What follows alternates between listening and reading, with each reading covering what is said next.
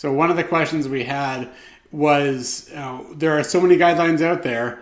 How do I know what I'm required to do as a business owner? And I'll give one example that we dealt with a lot, because our firm works with a lot of medical and dental practices, and dentists in particular were, I think, banging their heads against the wall a few months ago, because when it was, when we were reopening, the College of Dentists released their own guidelines, and then the College of Dental Hygienists released a different set of guidelines that were more onerous.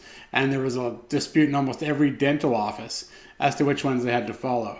And I know we talked a bit about this last time, but I think it's worth delving into again as to what an employer has to do and what these guidelines actually are, as far as whether they're law or otherwise. Right. I mean, great question, Stuart. And I do think this is one area where a lot of employers are just, like you said, they're looking around going, there's so many things out here. How do I understand what my obligations are? And I think, the good news is that since we did our show in January, the Ontario Ministry of Labor has released new guidelines, new guidance in terms of how an employer can comply with their obligations that they have as a result of COVID-19, ensuring obligations to, or including obligations to ensure a safe workplace, and in particular, developing a written safety plan, which is required for those businesses that are currently able to operate during the pandemic. So I'll give a little bit of background about this new guidance. As I said, it did come out in January, and it includes a number of key resources that's available, including information regarding measures that should be implemented to control potential exposure to COVID-19. And it also outlines 6 questions that businesses should be considering when they are developing their safety plan, their COVID-19 safety plan. So those questions are: how will you ensure all workers know how to keep themselves safe from exposure to COVID-19? How will you screen for COVID-19? How will you control the risk of transmission in your workplace? What will you do if there is a potential case of or suspected exposure to COVID-19? How will you manage any new risk caused by changes to the way you operate your business? And how will you make sure your plan is working? Now, the great thing about this guidance is that, yes, it provides you with these 6 questions, which is a great roadmap in terms of developing your safety plan.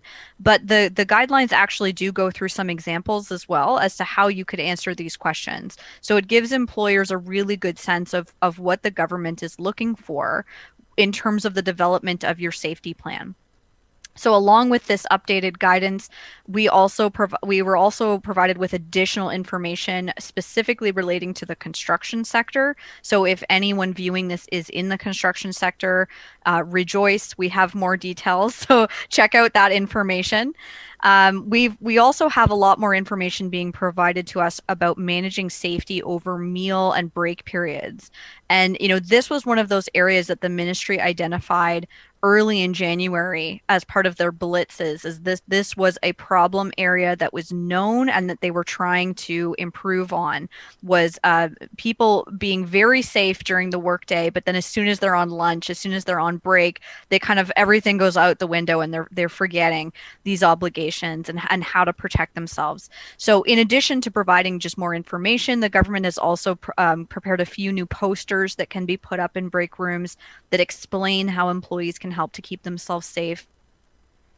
And the other thing that the ministry has done is they've also provided some non-mandatory workplace screening tools. So we know that there is mandatory screening, and I talked about that last time and how that works, that is required for employees and key visitors to the workplace.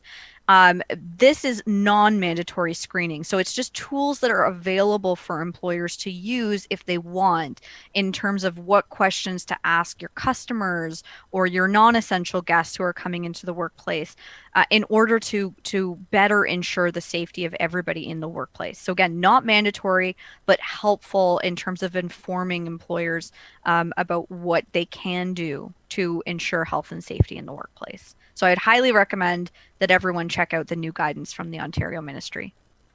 I will take the opportunity to throw in a plug for our website, because we have a very active COVID-19 resource page, which we thought of as temporary. It's starting to seem more and more permanent every month.